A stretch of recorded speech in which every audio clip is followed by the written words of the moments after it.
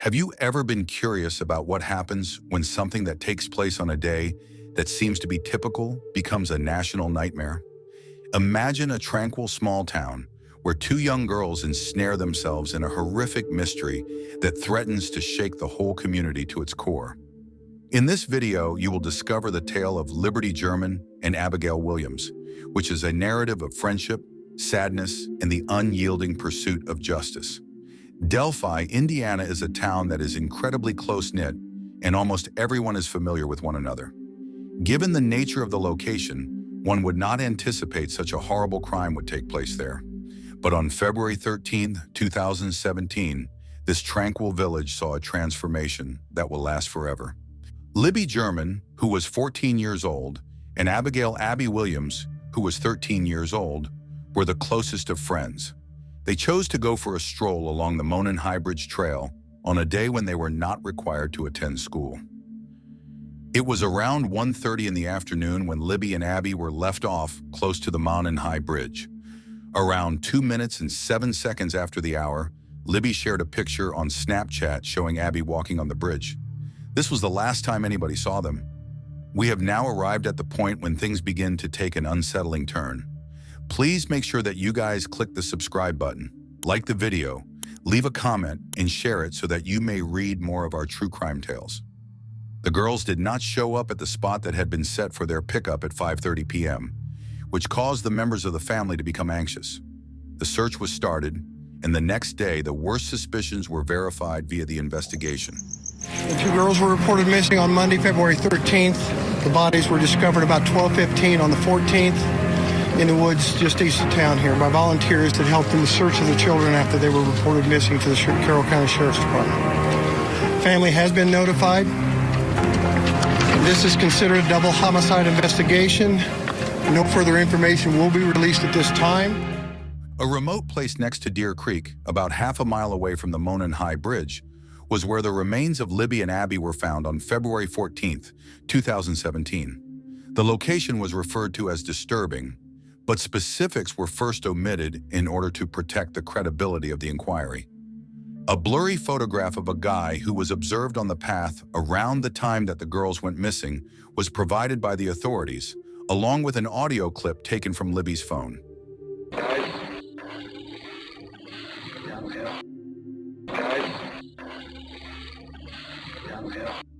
The tape has a man's voice that can be heard saying, "Down the hill."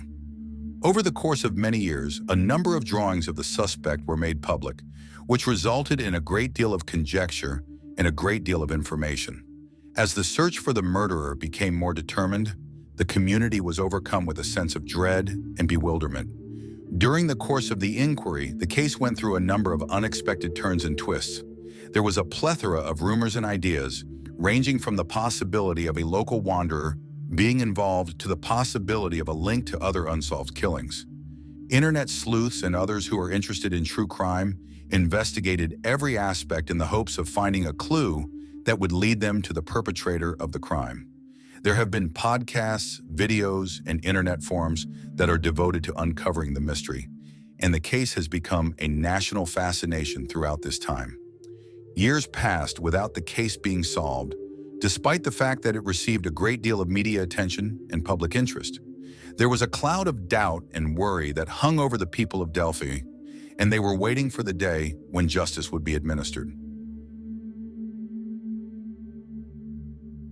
In the year 2022, a breakthrough occurred. The arrest of a suspect in relation with the murders that occurred in Delphi was revealed by the police. A resident in the area named Richard Allen was brought into jail.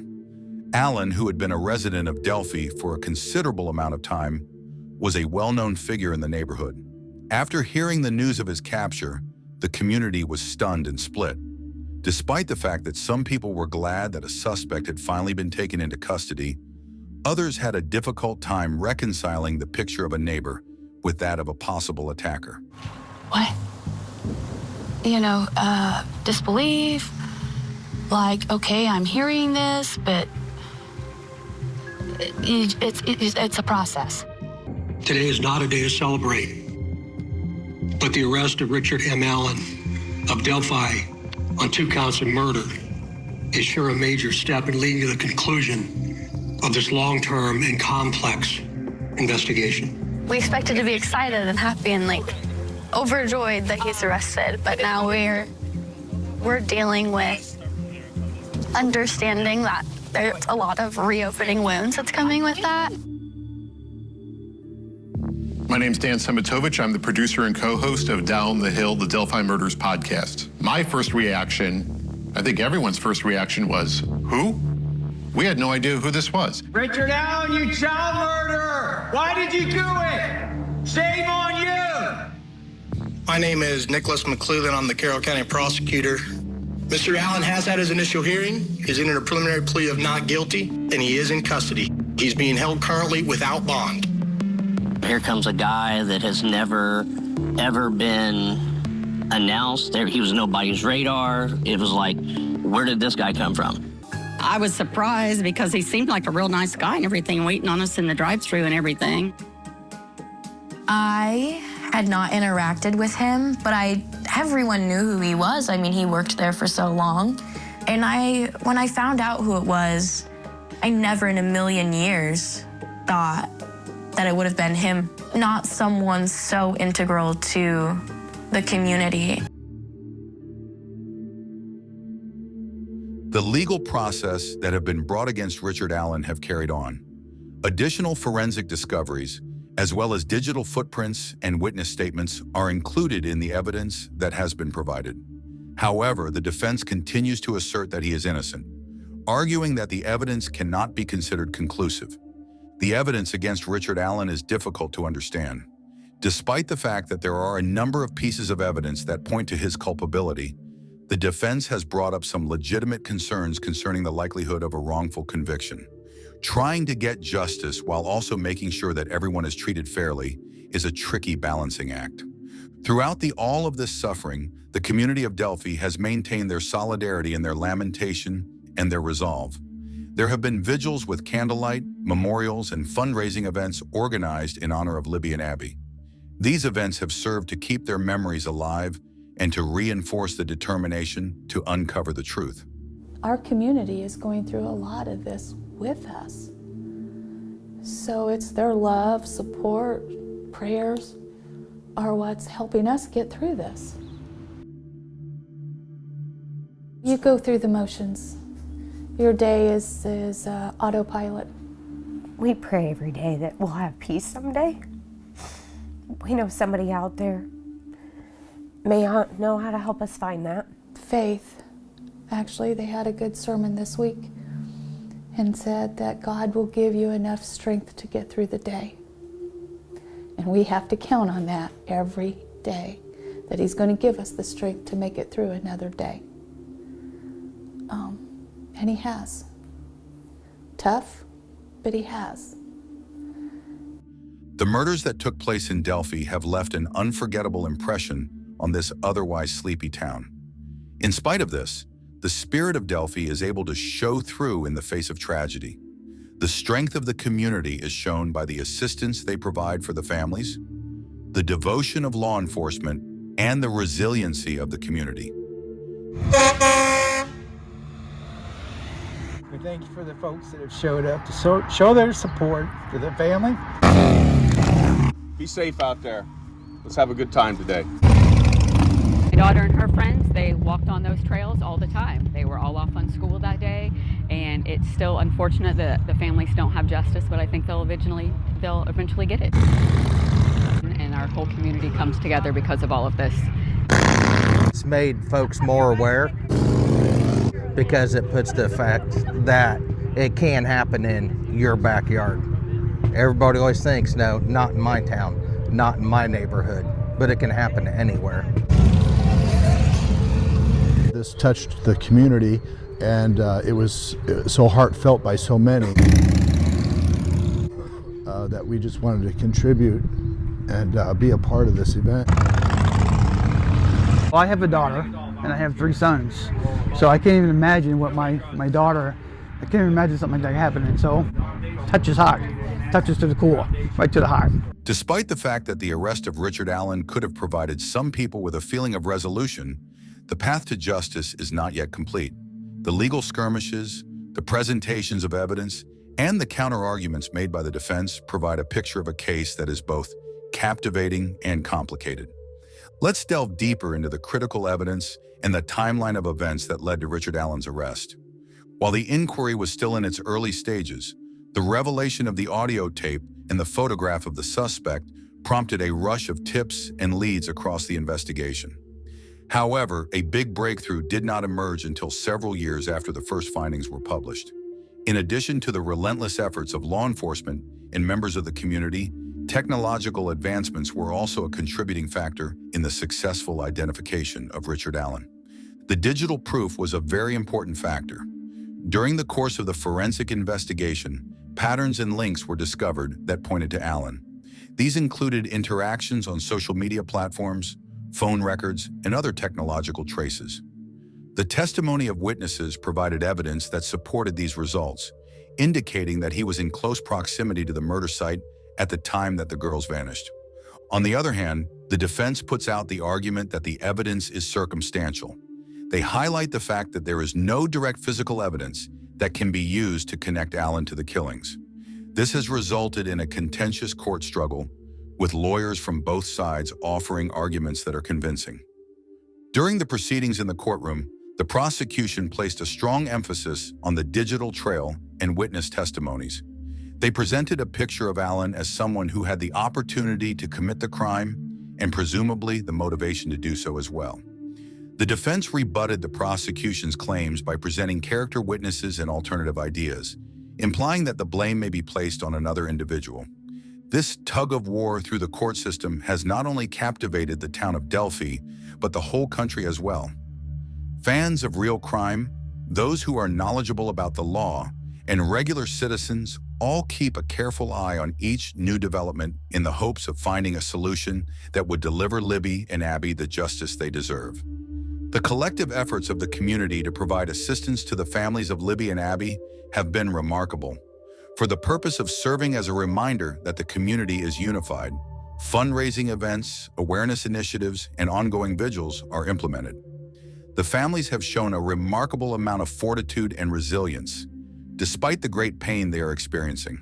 A lot of people have been reading about this, have read about it over the last 5 years, but to you, to all of you, this was more than just someone you're reading about. It was a family member and her friend. So if you could just describe for those out there, I mean, this is the type of pain that hurts. It hurts. We're real people. It's real lives. Some people forget that they are reading, and it becomes entertainment. It becomes a game to some, and they just forget that it's real people living a real nightmare. How disheartening is it that it appears a person from this community who maybe worked here, it's a small, tight-knit town, and here we are, possibly a neighbor, someone who's familiar with Delphi may be responsible for this, police say. Yeah, it's a little disheartening that a member of our community could do this can do this to somebody within their own community, or just do this, period. But you can never judge a book by its cover, I don't know what makes people do stuff like this. This happens all over the world, not just in our case, but there's a lot of people out there who suffer from stuff like this, right? Very similar situations. I don't know how can't program my mind to think like that. It's hard.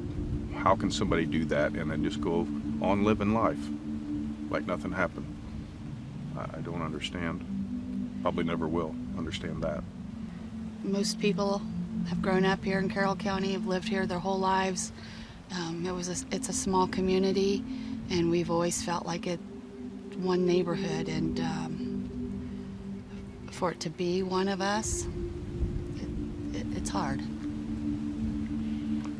I think I've always said since the beginning that it had to be somebody that knew the area, and so I don't think it surprised me as much. But it's definitely hard and sad to know that he was right here among us. I don't think we wanted to believe it, but But yeah, we know it is now. The spirit of Delphi has not been affected in any way. A tremendous amount of support has been received from individuals from all around the globe. The mourning families have received some solace from the messages of optimism, contributions to fund the inquiry, and the steady stream of prayers that have been sent. In the meanwhile, as the legal procedures continue, the need of ensuring that the trial is fair continues to be emphasized. In order for the court to reach a decision that is fair, it must give careful consideration to all of the evidence, witnesses, and legal arguments. As a means of upholding the ideals of justice and preventing any miscarriage of justice, this procedure is very necessary. While we wait for additional developments, it is imperative that we commemorate the lives of Liberty German and Abigail Williams, a heartbreaking reminder of the precarious nature of life and the darkness that may be found in the most unexpected places. Their tale is a tragic reminder. To what extent will the judicial system be able to provide Libby and Abby with justice? Will the jury decide that Richard Allen is guilty or innocent? The solutions to these questions are nowhere to be found, and only time will disclose them. We have recently provided case updates in which at least 61 times since his arrest in October 2022, during different statements to his wife, mother, other prisoners, and prison staff, Allen confessed to the 2017 deaths of 14-year-old Libby German and 13-year-old Abigail Williams in Delphi, Indiana, according to prosecutors during a 3-day hearing last week. Libby and Abby were discovered in pools of blood, with their throats slit and branches thrown over their corpses. Abby was found wearing pieces of Libby's clothing, according to Carroll County prosecutor Nicholas McClellan. As we conclude today's video, let's honor the lives of Liberty German and Abigail Williams by striving to seek the truth and support their families. Please make sure that you guys click the subscribe button, like the video, leave a comment, and share it so that you may read more of our true crime tales. The people of the globe are keeping a careful eye on the proceedings in the lawsuit against Richard Allen. The question is whether or not Liberty German and Abigail Williams will ultimately get justice. Nothing but time shall tell. With that said, thanks for watching, and until next time.